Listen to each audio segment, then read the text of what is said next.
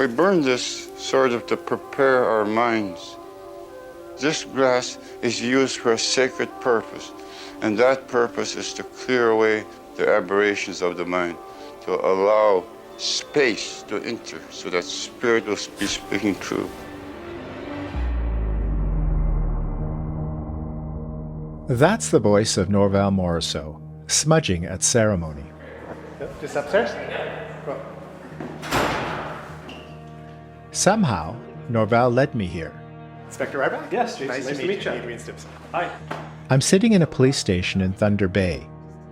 There's snow lining the parking lot outside the window. And inside, across from me, is Inspector Jason Ryback. I'm not usually in police stations, talking to cops. I'm an artist, a painter. But I've got a lot of questions these days. When you started this investigation, how familiar were you with Norval's art? Well, when I started, I didn't even know who Norval was other than by name. I knew he was a painter from the area. I couldn't have even picked out a Norval Morriseau painting in an art gallery unless someone told me it was a Norval Morriseau. When we started, the hope was we were going to get information to help us solve the murder of Scott Dove. But we started getting all this information on an art fraud that happened, and I was like, how has nobody ever looked into this? My name is Adrian Stimson. I'm a member of the Siksika Nation. And I know the work of Norval Morriseau. As an Indigenous artist, I've never known the art world without him. In Canada, he's called the grandfather of Indigenous art. I see his work everywhere, in galleries, in flea markets, in kitschy gift shops. But when I see his art now, I see something else. Fakes. We believe it's the world's biggest art fraud. There's nothing that even comes close to the magnitude of the sheer number of paintings that were created. You're already up into the hundreds of millions of dollars, and there's nothing that's even remotely close to that that's ever happened in the world. Thousands of fakes, and a cold case murder. The person who potentially is a suspect in this homicide is also involved in this art fraud, and it's like, are the two connected? And then I just started looking, and kind of the floodgates opened, right? This is why I'm here. I keep trying to figure out, where is Norval in all of this? The truth seemed to be screaming right at us. Very quickly, it became clear that there were more and more fakes. I remember I just giving him shit. I want my paint back. I know you killed that boy. I realized no one on the other side cared about the truth. It was more, they were trying to stop me from proving it. Any man who is attached to the senses and pleasures of this world is just like a man who's being devoured by serpents. I say bullshit. From CBC in Canada and ABC in Australia, this is Forged. Episode 1. A painting.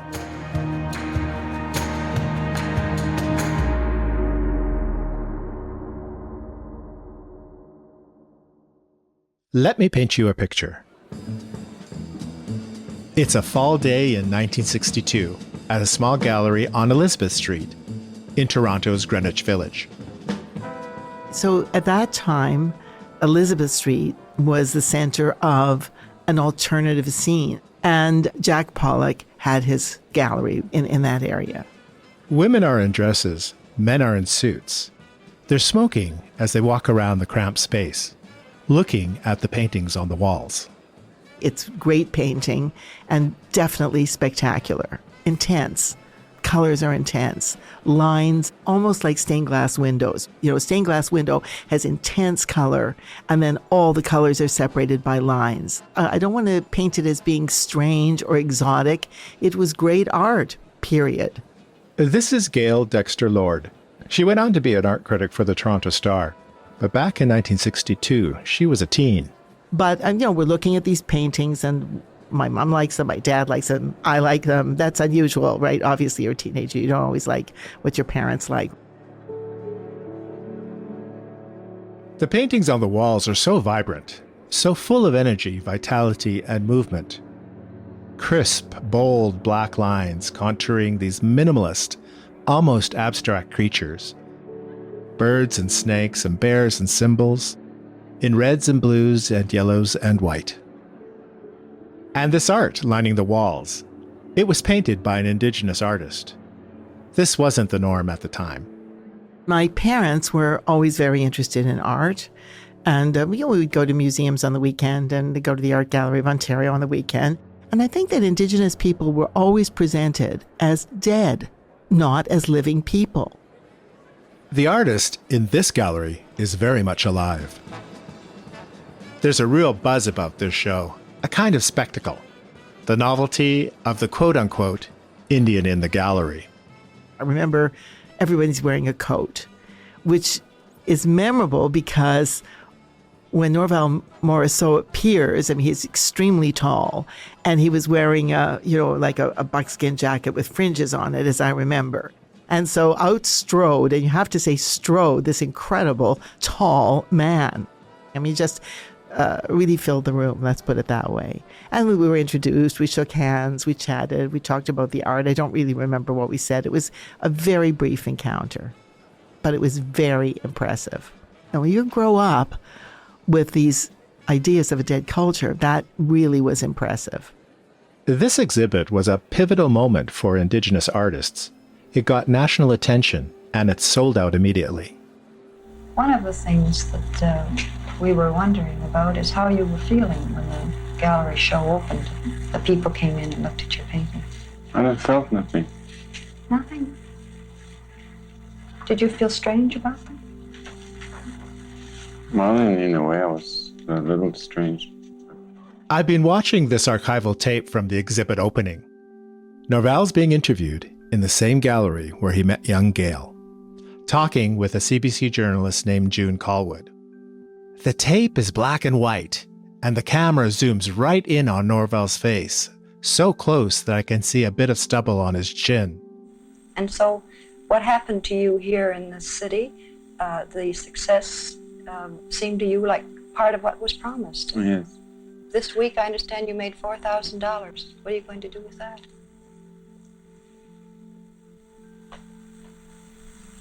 I don't know. What have you wanted? What I wanted was people to know this art. This is all I ever wanted. It's a bit hard to hear Norval in this tape. He seems almost shy. But what he's saying is big.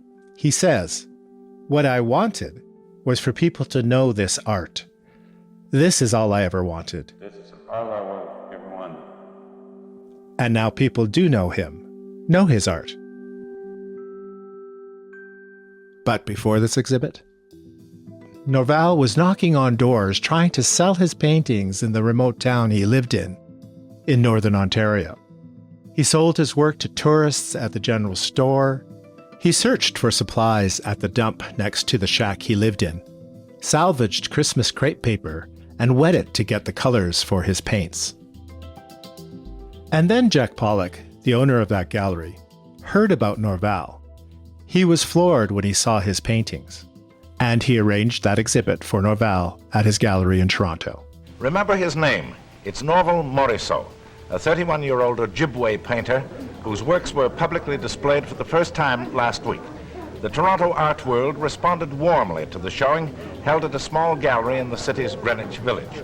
The collectors had heard the new name and came in droves to see and buy his art. They liked what they saw and snapped up all of his 35 pictures for a total of $4,000. Overnight, Norval Morriseau, the shy, mystical artist, had found the acceptance he always knew would be his. But nothing is so simple.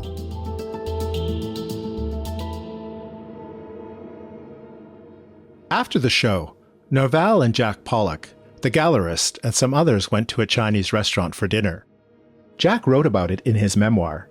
He wrote, "Later that evening, with red soul stickers on every painting, a drunken rage unleashed the pent-up hostility so fiercely held in check throughout the earlier hours.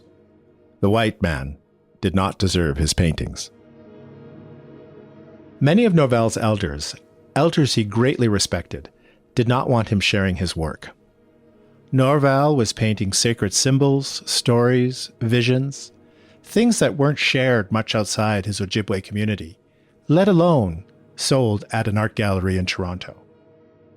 Am I doing the right thing for my people by portraying these things? This was the taboo I was breaking. To go ahead and paint the concepts of my people, the religious aspects of my people. It was a continuous struggle, a very, very, very deep struggle within myself. That show at Pollock's Gallery changed the course of Norval's life. He went on to show his art at the Pompidou in Paris, the National Museum of the American Indian in New York, the National Gallery of Canada. His work sold for hundreds of thousands of dollars. He created an entire artistic movement, known as the Woodland School. Norval became known as the Picasso of the North. So how did he become one of the most faked artists in the world? To figure that out, we need to look at one painting. The painting that a rock star bought. The painting that cracked this all open.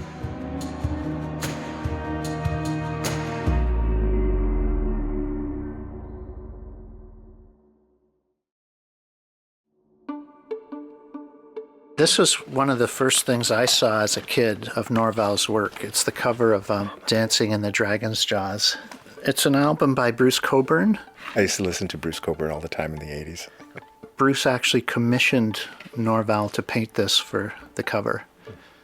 It's greens, reds, blues. It's sort of looks like a sea creature. And the two sort of ominous figures at the back. Oh, yeah. Yeah, they look almost like skeletons. Yes, yes. This is Kevin. My name is Kevin Hearn. I guess I'm an artist, musician. Most people would maybe know me from playing with the band Barenaked Ladies. It's a Sunday morning in Toronto. We're in Kevin's home, sitting in his den. Kevin's showing me the CD case for Bruce Cockburn's album. Oh my gosh! You ever seen that? No. I've heard some of the music of Bruce on that. But. Yeah, this has one of his most popular songs called "Wondering Where the Lions Are." Oh, I love that song. Yeah. Goes, sun's up, looks okay. The world survives into another day, and I'm thinking about eternity. Some kind of ecstasy's got a hold on me, and I'm wondering where the lions are. Norval's art on that Bruce Cockburn album really stayed with Kevin. When his band hit it big, he bought a new home, this home we're in, and he wanted to put a Norval painting in it. I immediately thought of Norval and just thought, I wonder if I could find one of his works. And so I started sort of searching for galleries that sold his work, and I read a few things like, be careful, there's fakes out there. And so I went to a gallery in Yorkville, here in Toronto, called the Maslick McLeod Gallery. The gallery was owned by this guy Joe, or Joseph McLeod. I walked in, and sure enough, there was some beautiful Norval Morriseau paintings in the front room, $100,000. And you would, your jaw would drop and say, oh my God, this is beautiful. And Joe would say, oh, well, I have other ones that aren't that expensive if you'd like to look at them. And then you would be led to this other room. Kevin and Joe chatted, got to know each other a bit. And I liked Joe. He was an English teacher at one point. He wrote books of poetry that were published. I really felt like, oh, this is a guy who cares and he's part of the family. And Joe told Kevin that he knew the Morriseau family. I thought, okay, I'm not buying it from a stranger online or something. And I asked him about it. I said, well, I've heard there's lots of fakes out there. And he said, well, you've come to the best place. This is the safest place to buy a Morriseau painting, because I'm here to guide you. The painting I bought was called Spirit Energy of Mother Earth. It was mostly green and black. I liked it originally because it had animals on it. It had bears and a sort of a sea creature. It's square, about 5.5 feet wide, and Norval's signature is there, in chrysosyllabics, at the bottom of the canvas. Kevin was excited about the painting. He wanted to show it to people. And in 2010, he was asked to curate a show at the Art Gallery of Ontario, the AGO. So that show was up for a few days. I had a great feeling about it. A lot of people came out. We had a good time. And then I got a call from the AGO. The display was on a couple walls and displayed in what, in the museum world, we might say the salon style of hang. In other words, one painting over top the other. This is Gerald McMaster. I am Plains Cree from Saskatchewan, and I'm also a member or citizen of the Siksika Nation of Alberta. The same community that I'm from. He was a curator at the AGO, but he's also an amazing artist in his own right. My position at the Art Gallery of Ontario was the head of Canadian art. So I was familiar with both Canadian art and all sorts of Indigenous art.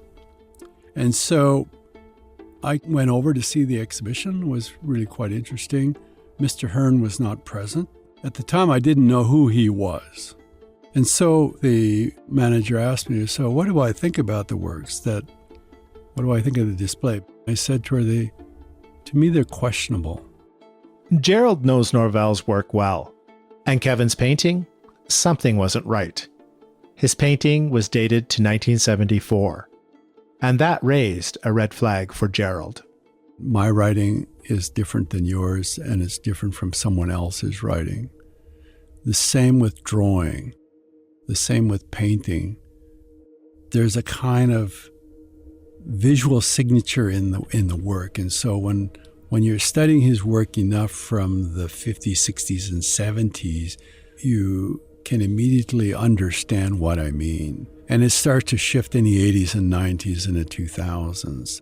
And I think that someone suggesting this was work from the 70s, that's why I said it was questionable, because it just didn't feel it was from that period. It looked like something much, much later, whether it was by Morrisseau himself, it's hard to say, or someone imitating him. Gerald told the AGO manager that he had his doubts about Kevin's painting. And she passed the message on to him. I was told Gerald McMaster had to take your painting down. He feels it's questionable. And then I got a message from Gerald saying, Kevin, would you like to meet for coffee or tea? And so we met, and that's when it started sinking in for real. Well, I think meeting me was the first step. I think that he was beginning to do his homework. When someone who's just starting out collecting and you want to put some money into collecting and you're disappointed in the fact that you may have purchased something that's questionable, it can break your heart, It makes you nervous, it makes you anxious, and I think that that's what Kevin was feeling. My heart dropped. I was disappointed. I was embarrassed. I wasn't completely surprised. I felt disappointed in myself for trusting people. And that was a hard thing. I always used to trust people. I asked Joe if I could come see him, and he said, yes, come see me, and if you're unhappy with your painting, I'll give you your money back. So Kevin goes back to see Joe McLeod, the gallerist who sold him his painting. And when I went to see him, it was like a different person. He had us sitting in a dark room, and all the lights were off. Everything sort of flipped, like I'd just suddenly gone down the rabbit hole into darkness. And he said, Kevin, I can't give you your money back. That would set off a chain of events that would result in the closing of my gallery. And he said, I either want an apology from Gerald McMaster that says that he was sorry for taking the painting down, or I want a written letter from Gerald saying that he believes the painting is fake, in which case I will sue the AGO. And I said, well, what does that have to do with me? You know, like, I bought the painting from you, and why don't we explore the painting together and prove it's real, and we can show that to the AGO. And he said, Kevin, have you ever heard that saying, have you stopped beating your wife? And I said, no. He said, well, if you say, yes, I've stopped beating my wife, you're admitting that you beat her. And if you say, no, you're still beating your wife. And then he said, I'm sorry, I can't help you. You have a beautiful Norval Morriseau painting.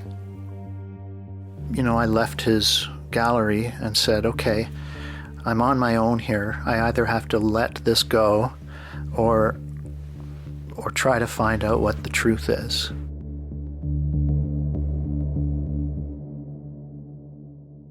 The room that we've been sitting in, Kevin and I, is den in his home. It's the same room where his painting used to hang. It's not on the wall anymore, but he thinks about it all the time, because it kind of changed the course of his life.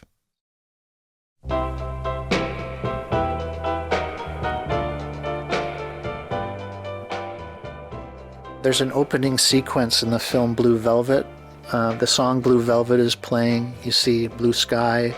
You see a picket fence. You see the traffic guard waving their hand, motioning for the kids to cross the street. I think a school bus goes by, and then you start going towards the lawn. There's a sprinkler, there's a dog. You go into the grass, and the sound gets louder and darker. And you go into the dirt, into the wet mud, and then there's bugs, and they're all eating something or fighting, and that is a perfect metaphor for this journey. It goes from an elite sort of art gallery in Yorkville all the way to Thunder Bay into this dark underworld. It's quite a journey.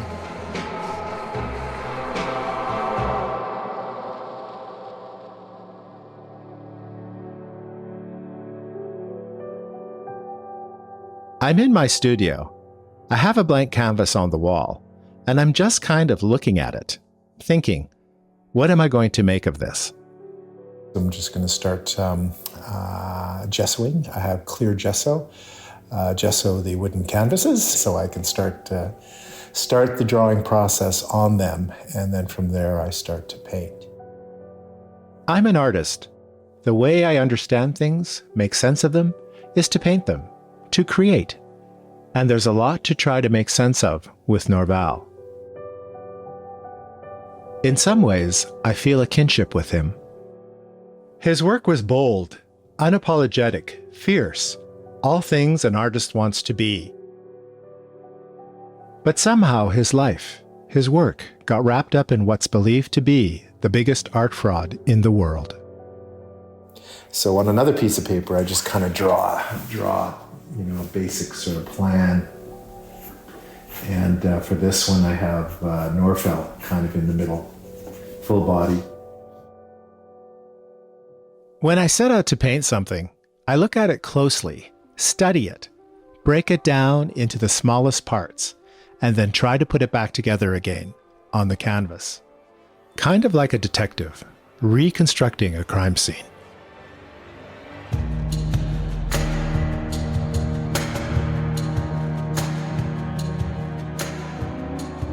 Over the next 5 episodes, I'm going to take you into beauty and darkness here in Canada and in Australia too.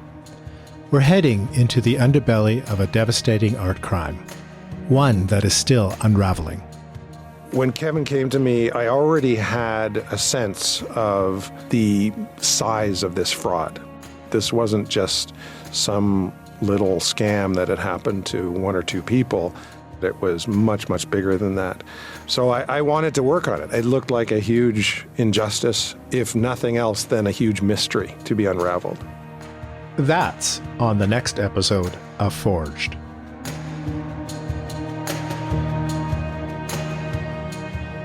Forged is a co-production of CBC in Canada and ABC in Australia. It was produced by Kyle Musica and showrunner Zoe Tennant. Our contributing reporter is Luke Rinaldi. Additional production support from Rudy Bremer and Anna Marie Harding.